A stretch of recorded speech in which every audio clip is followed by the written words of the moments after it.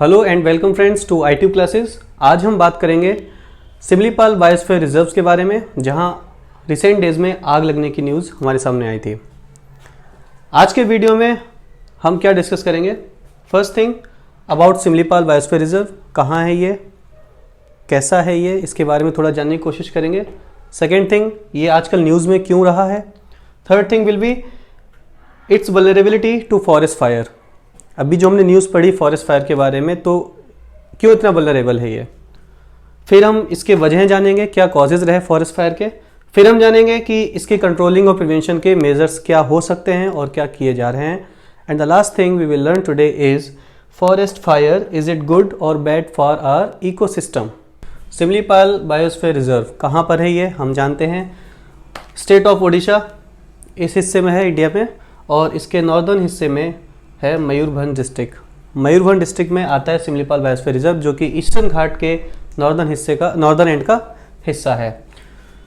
इस Similipal biosphere reserve को, जो कि बहुत ही it is very much famous for its flora and fauna diversity, और आप गूगल करके और जानिएगा इस बायोस्फीयर रिजर्व के बारे में। इसको 1994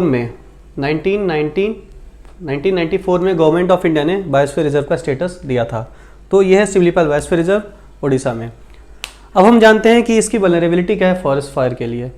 how much is it prone to forest fire and why. देखिए क्या होता है कि अभी का मौसम सीजन जो है वो ये है कि winters are going and summers are coming. तो ऑनसेट ऑफ समर टेम्परेचर धीरे धीरे बढ़ता है। ये एक बहुत ही बड़ा रीज़न है यहाँ पर फॉरेस्ट फायर का।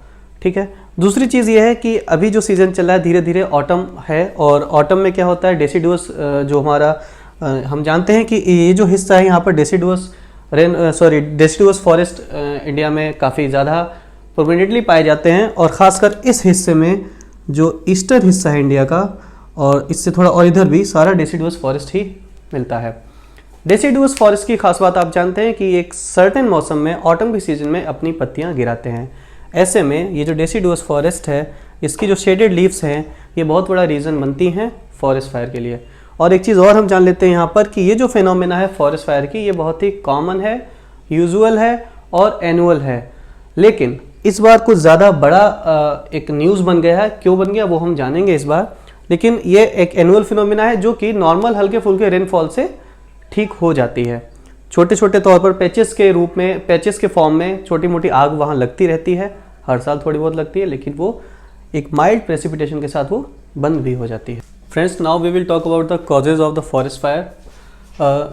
There are two types of causes.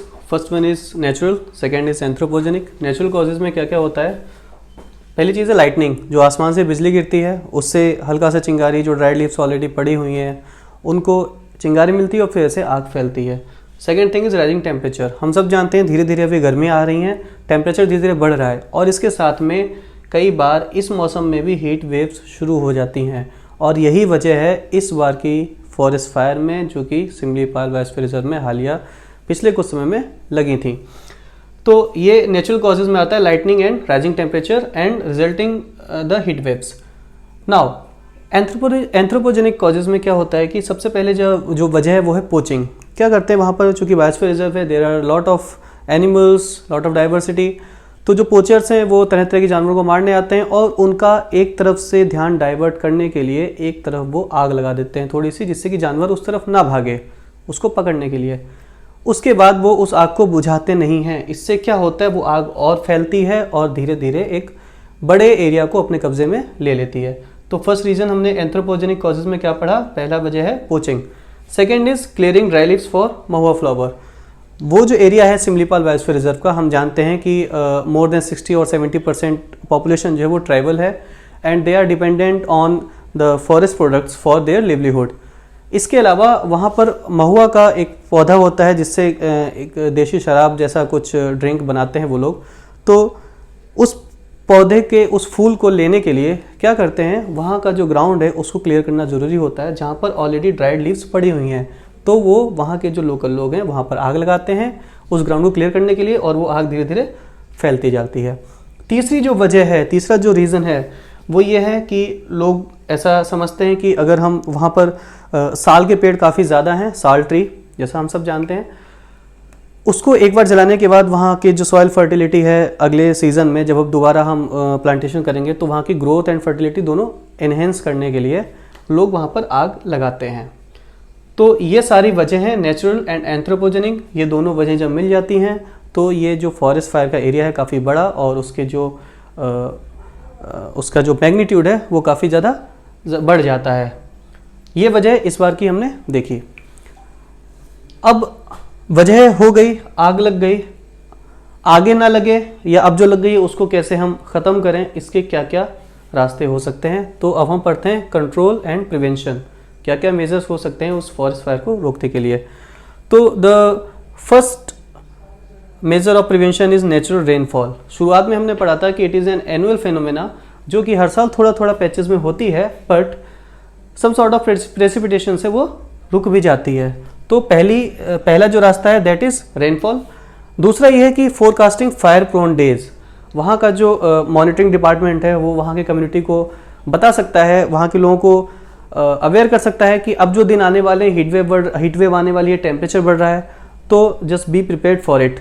तो फोरकास्टिंग क्या हो सकता है, फोरकास्टिंग से क्या होता है कि हम जो होने वाले नुकसान को काफ़ी हद तक कम कर सकते हैं या आग को फैलने से रोकने के लिए कई सारे और जो मेजर्स हैं वो हम ले सकते हैं। तीसरा रास्ता हो सकता है creating fire lines. Fire lines क्या होता है दोस्तों, हम जानते हैं कि जैसे आग जब बढ़ती है तो सीधे सीधे एक पूरे एरिया में फैलती जाती है। तो जिस इलाके में आग लगी है उसके अगर हम सराउंडिंग एक हल्की सी ट्रेंच खोद कर या कुछ ऐसा एक स्ट्रिप सी बना दें गैप, जिससे कि बीच में ऐसा कुछ ना हो कि फायर आगे बढ़े, तो उस फायर को उस एरिया में कन्फाइन किया जा सकता है। इसे कहते हैं क्रिएटिंग फायर लाइन्स। तो ऐसे फायर लाइन्स बना के भी उस आग को फैलने से हम रोक सकते हैं।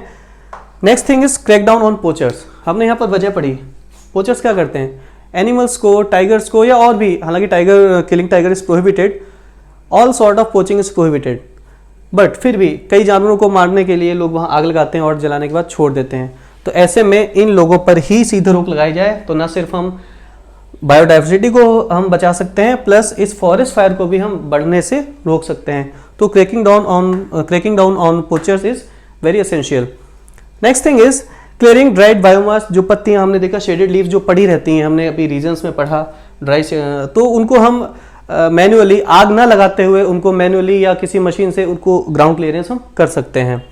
तीसरा है अच्छा, इसमें हम कम्युनिटी पार्टिसिपेशन का भी बहुत बड़ा रोल है, क्योंकि हमने यहाँ पर पढ़ा ये जो नीचे के दो रीज़न है ज़्यादातर वहाँ के लोकल कम्युनिटी की वजह से होता है। तो हम कम्युनिटी का पार्टिसिपेशन ले सकते हैं इस बायोमास को क्लियर करने के लिए, जिससे कि आग भी ना लगे, प्लस उन लोगों में भी अवेयरनेस फैले कि वो जो करते हैं आग लगाना that is wrong. Next is monitoring of mitigation process. जो भी हम मिटिगेशन एंड कंट्रोलिंग जो मेजर्स हमने लिए उनकी प्रॉपर मॉनिटरिंग भी ज़रूरी है। अलग अलग डिपार्टमेंट्स में इंटर डिपार्टमेंटल कोऑर्डिनेशन भी ज़रूरी है, जिससे टाइमली फोरकास्टिंग हो सके, टाइमली मिटिगेशन प्रोसेस को स्टार्ट की जा सके। ये सारी चीज़ों से हम फॉरेस्ट फायर को रोक सकते हैं। और सिमली पायल बायोस्फीयर रिजर्व में जो ये फॉरेस्ट फायर रुकी, जो कि अभी अंडर कंट्रोल है, सब ठीक हो चुका है, वहाँ भी हमने इन्हीं चीज़ों को किया जिससे कि चीज़ें कंट्रोल में आई। अब हम जानेंगे फॉरेस्ट फायर हमारे लिए गुड है या बैड है, अच्छी है या बुरी है। दोस्तों, एक जनरल परसेप्शन है कि forest fire is always bad, it is always harmful for us, but इसके कई सारे फ़ायदे भी हैं, अभी हम जानते हैं। सबसे पहला फ़ायदा ये है कि it is very good for forest growth. कैसे? देखिए, आग जब लगती है तो काफ़ी बड़े बड़े प्लांट्स जो हैं, काफ़ी पुराने प्लांट्स हैं, वो जलते हैं। इससे नए प्लांट्स की ग्रोथ के लिए ज़्यादा जगह बनती है, प्लस कई सारी ऐसी इन्वेसिव स्पेशीज़ रहती हैं जो करेंटली प्लांट प्रोडक्टिविटी के लिए, प्लांट्स ग्रोथ के लिए काफ़ी नुकसानकारक होती हैं, बट इस फॉरेस्ट फायर से वो सारी इन्वेसिव स्पेशीज़ भी ख़त्म हो जाती हैं। तो एक नए प्लांट्स को एक नया माहौल, नया जीवन मिलता है, जिससे कि नए प्लांट्स की ग्रोथ के लिए फेवरेबल कंडीशंस बनती हैं। First thing. दूसरी चीज़ जो होती है फॉरेस्ट फायर से, ये होता है कि कई सारे ऐसे बड़े ट्रीज जिनकी कैनोपी काफ़ी ज़्यादा लार्ज होती है, उनकी वजह से सनशाइन जो होती है डायरेक्टली अर्थ तक नहीं पहुंच पाती। इससे जो छोटे प्लांट्स हैं उन तक सनशाइन नहीं पहुंचती, उनकी ग्रोथ में काफ़ी ऑब्स्टिकल्स आती हैं। बट फॉरेस्ट फायर से उन छोटे प्लांट्स को भी सफिशिएंट अमाउंट में सनशाइन मिलती है, जिससे कि वो और अच्छे तरह से ग्रो कर पाते हैं। तीसरी चीज़ क्या होती है कि कई सारे ऐसे प्लांट्स हैं अनवांटेड हैं, प्लस कई सारे इतने ज़्यादा वाटर कंजम्पशन करते हैं कि बहुत ज़्यादा एक लार्ज अमाउंट में, जिससे कि वहाँ के लिए, फ्लोरा एंड फौना दोनों के लिए वाटर अवेलेबिलिटी काफ़ी कम होती है। फॉरेस्ट फायर के बाद कई सारे ऐसे प्लांट्स जो ऑलरेडी डेड हैं वो जल जाते हैं, या फिर कई सारे ऐसे प्लांट्स जो काफ़ी ज़्यादा वाटर कंजम्पशन करते थे वो भी ख़त्म हो जाते हैं। तो बाकी नए प्लांट्स के लिए और सबके लिए वाटर अवेलेबिलिटी इंक्रीज़ हो जाती है। ये भी एक फ़ायदा है फॉरेस्ट फायर का। इन तीनों मिला के अगर हम देखें तो फॉरेस्ट की ग्रोथ के लिए, एक नए उनके जीवन के लिए, एक नई लाइफ देने के लिए forest fire is very good. Second is to control diseases. There are many plant and animal diseases that are prevailing in forest areas. अभी रिसेंटली हमने देखा कोविड कहाँ से फैला था? एक जनरल परसेप्शन है कोविड फैला था बैट से, चमगादड़ से।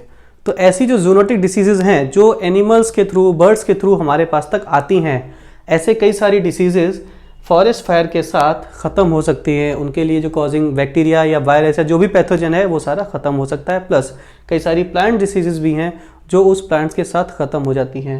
तो डिसीज़ कंट्रोल के लिए ये फॉरेस्ट फायर काफ़ी ज़्यादा यूज़फुल रहती है। तीसरी चीज़ है रिसाइकलिंग ऑफ सॉयल केमिस्ट्री। क्या होता है?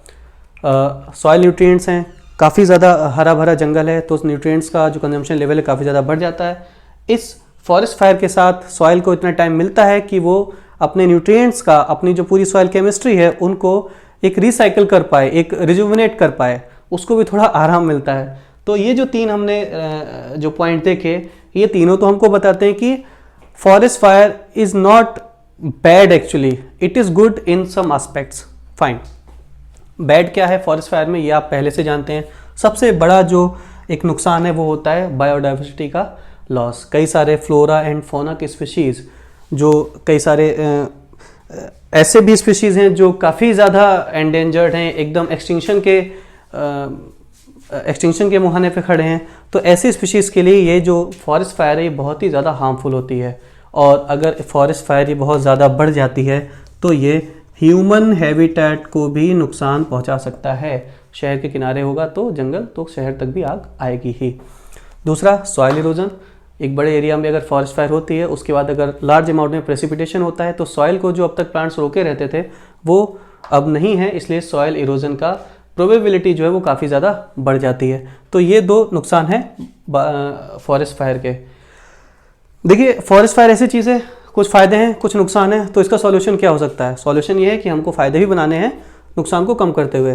तो क्या ऐसा हम कर सकते हैं कि कंट्रोल्ड वे में फॉरेस्ट फायर को हम अलाउ कर सकते हैं, जिससे कि ये जो उसके फ़ायदे हैं हम उनका भी यूज़ कर सकें, प्लस जो उससे नुकसान होते हैं उनको हम कंट्रोल कर सकें। लेकिन ऐसा अक्सर होता नहीं है। लास्ट ईयर इन्हीं दिनों में हमने देखा था, जनवरी 2020 के शुरुआत में ऑस्ट्रेलिया में काफ़ी बड़ी मात्रा में फॉरेस्ट फायर लगी थी। काफ़ी बड़ी मात्रा में जो बायोडाइवर्सिटी का नुकसान हुआ था, कई सारे जानवर मरे, लोग भी कई सारे मर गए। इसकी वजह क्या हो सकती है? वजह यही कि अनकंट्रोल्ड फॉरेस्ट फायर। तो कंट्रोल वे में अगर हम फॉरेस्ट फायर का यूज़ कर सकें तो ये काफ़ी यूज़फुल है। लेकिन आजकल जो ग्लोबल वार्मिंग और क्लाइमेट चेंज की वजह से जो हमने वजहें पढ़ी थी शुरुआत में फॉरेस्ट फायर की, उन वजहों को एग्रीवेट होने में काफ़ी आसानी रहती है due to global warming and climate change. आज के वीडियो के लिए इतना ही। कमेंट सेक्शन में आप और बताइए कि और क्या प्रोज एंड कॉन्स हो सकते हैं फॉरेस्ट फायर के। और इस वीडियो को अगर आप अच्छा लगे तो इस वीडियो को लाइक कीजिएगा, अपने दोस्तों के साथ शेयर कीजिएगा, हमारे चैनल को सब्सक्राइब कीजिए और इसको और आगे फैलाइए। Thank you.